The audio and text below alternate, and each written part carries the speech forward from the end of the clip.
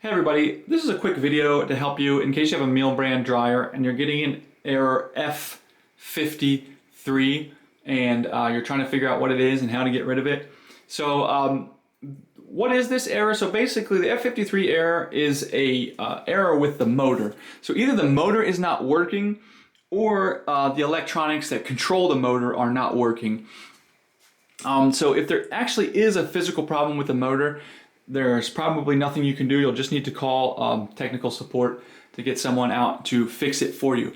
However, if it is an issue just with the electronics and a random electronic fault that is causing this F53 to pop up, you may be able to get rid of it just by doing a hard restart on the machine. So what you want to do there is you just want to come in and turn your machine off. And then once you do that, you want to disconnect it from power completely. So either unplug it from the wall or turn it off at the circuit and leave it disconnected from power for a full minute. Once that minute is up, you can return power to it and turn it back on and see if you can run a cycle without this error coming back. And hopefully it won't come back.